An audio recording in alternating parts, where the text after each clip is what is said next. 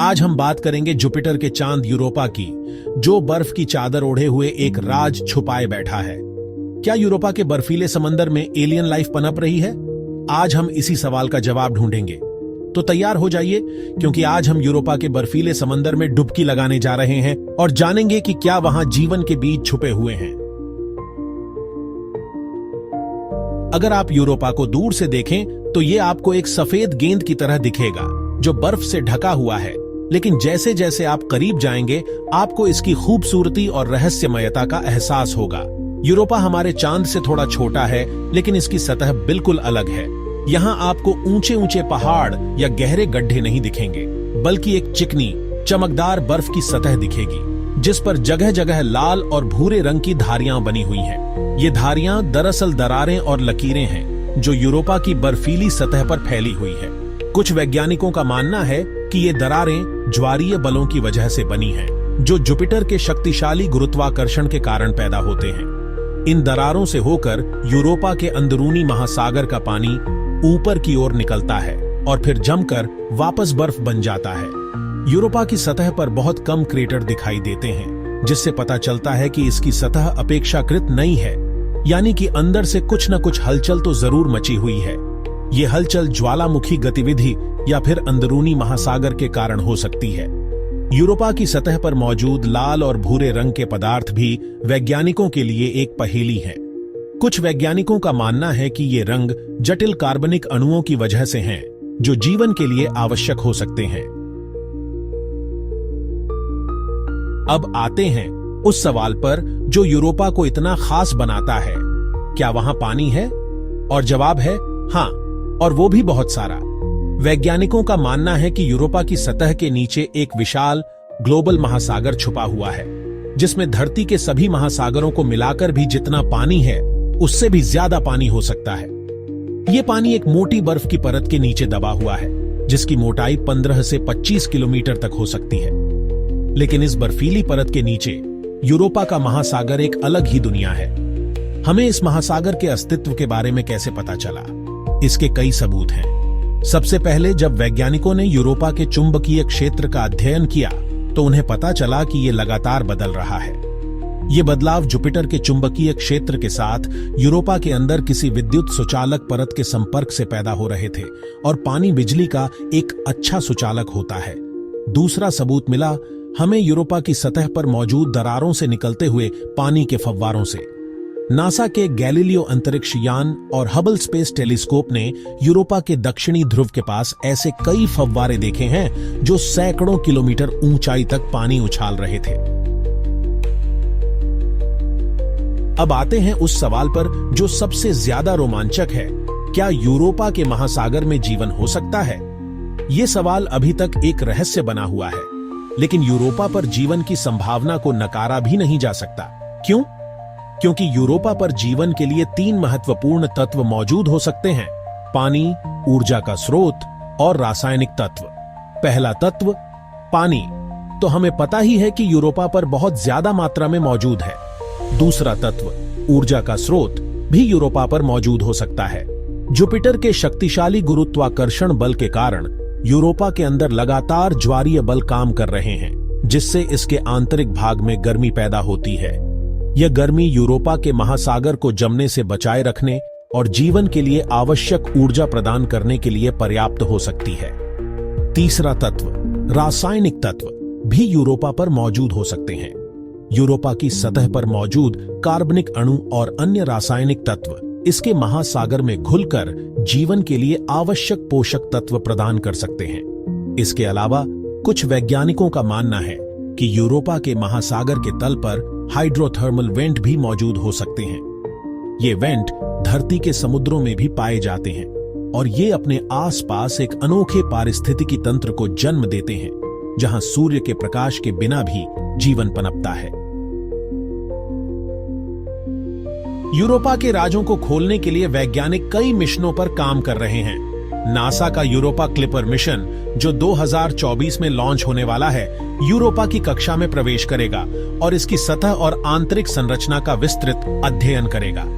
यह अंतरिक्ष यान यूरोपा की सतह की उच्च रिजोल्यूशन तस्वीरें लेगा, इसके चुंबकीय और गुरुत्वाकर्षण क्षेत्रों का मानचित्रण करेगा और इसके पानी के फव्वारों का विश्लेषण करेगा। यूरोपा क्लिपर मिशन का एक महत्वपूर्ण उद्देश्य यह पता लगाना भी है कि यूरोपा की सतह पर कहां पर बर्फ पतली है, जिससे भविष्य में वहां एक लैंडर उतारा जा सके। ईएसए भी अपने JUICE Jupiter icy moons explorer mission के तहत यूरोपा का अध्ययन करेगा। यह मिशन 2022 में लॉन्च होगा और यह जुपिटर के 3 बर्फीले चंद्रमाओं यूरोपा, गैनीमेड और कैलिस्टो का अध्ययन करेगा। भविष्य में वैज्ञानिक यूरोपा पर एक लैंडर भेजने की योजना भी बना रहे हैं, जो इसकी सतह पर उतरेगा और इसकी बर्फ में ड्रिल करके इसके आंतरिक महासागर के पानी के नमूने एकत्रित करेगा। इन नमूनों का विश्लेषण करके वैज्ञानिक यह पता लगा पाएंगे कि क्या यूरोपा पर जीवन मौजूद है। यूरोपा पर इंसानों को भेजना एक बहुत ही चुनौतीपूर्ण कार्य होगा। सबसे बड़ी चुनौती है जुपिटर का तीव्र विकिरण बेल्ट, जिससे यूरोपा भी घिरा हुआ है। यह विकिरण इंसानों के लिए घातक हो सकता है, इसलिए किसी भी मानव मिशन को इस विकिरण से बचाने के लिए विशेष सुरक्षा व्यवस्था करनी होगी। दूसरी चुनौती है यूरोपा की दूरी। यह धरती से लगभग 628 मिलियन किलोमीटर दूर है और वहां पहुंचने में कई साल लग सकते हैं। इतनी लंबी यात्रा के लिए हमें ऐसे अंतरिक्ष यान बनाने होंगे जो इतनी लंबी दूरी तक यात्रा कर सकें और जिनमें अंतरिक्ष यात्रियों के लिए लंबे समय तक रहने और काम करने की सुविधा हो। तीसरी चुनौती है यूरोपा की सतह पर उतरना और वहां एक आधार स्थापित करना। यूरोपा की सतह बर्फीली और असमान है और वहां उतरना और एक आधार बनाना एक मुश्किल काम होगा। इन सभी चुनौतियों के बावजूद वैज्ञानिकों को उम्मीद है कि हम इस सदी के अंत तक यूरोपा पर इंसानों को भेज पाएंगे। अगर हमें वहां जीवन के संकेत मिलते हैं तो यह मानव इतिहास की सबसे बड़ी खोजों में से एक होगी और यह हमें ब्रह्मांड में हमारे स्थान को समझने में मदद करेगी। यूरोपा पर एलियन जीवन की संभावना एक ऐसा विचार है जो कई दशकों से वैज्ञानिकों और विज्ञान कथा लेखकों को रोमांचित कर रहा है। यूरोपा पर मौजूद एक विशाल नमकीन महासागर जो संभवतः जीवन के लिए आवश्यक सभी तत्वों से भरपूर है, इस संभावना को और भी मजबूत बनाता है। लेकिन यूरोपा पर अगर जीवन है तो वह कैसा दिखेगा? क्या वह धरती पर मौजूद जीवन से मिलता जुलता होगा या फिर वह पूरी तरह से अलग होगा? यह कहना मुश्किल है, लेकिन वैज्ञानिकों का मानना है कि यूरोपा पर अगर जीवन है तो वह संभवतः सूक्ष्म जीवों के रूप में होगा, जैसे कि बैक्टीरिया या अन्य एक कोशिकीय जीव। यूरोपा का महासागर धरती के महासागरों से कहीं ज्यादा ठंडा और अंधेरा है, इसलिए वहां बड़े और जटिल जीवों के विकसित होने की संभावना कम है। हालांकि यह भी संभव है कि यूरोपा के महासागर में कुछ ऐसे जीव भी मौजूद हों जिनकी कल्पना हम भी नहीं कर सकते। हो सकता है कि वहां ऐसे जीव हों जो धरती पर मौजूद जीवन से पूरी तरह से अलग हों और जो अपने आप को यूरोपा के अनोखे वातावरण के अनुसार ढाल चुके हों। यूरोपा पर एलियन जीवन की खोज मानव इतिहास की सबसे बड़ी खोजों में से एक होगी। यह हमें यह साबित कर देगा कि हम ब्रह्मांड में अकेले नहीं हैं और यह हमें जीवन की उत्पत्ति और विकास को समझने में मदद करेगा। दोस्तों, यूरोपा एक रहस्यमयी दुनिया है जो अपने अंदर कई राज छुपाए हुए है। क्या इसके बर्फीले महासागर में जीवन पनप रहा है? क्या वहां ऐसे जीव हैं जिनकी कल्पना हमने कभी नहीं की होगी? ये सवाल अभी भी एक पहेली बने हुए हैं जिनका जवाब हमें खुद ढूंढना होगा। लेकिन एक बात तो तय है कि यूरोपा एक रोमांचक जगह है जो हमारे लिए अनगिनत संभावनाओं के दरवाजे खोलती है। हो सकता है कि यूरोपा पर जीवन की खोज हमें ब्रह्मांड में हमारे स्थान को समझने में मदद करे। हो सकता है कि यह हमें यह सिखाए कि जीवन कितना लचीला हो सकता है और यह कितनी अलग अलग परिस्थितियों में पनप सकता है। तो आपका क्या मानना है?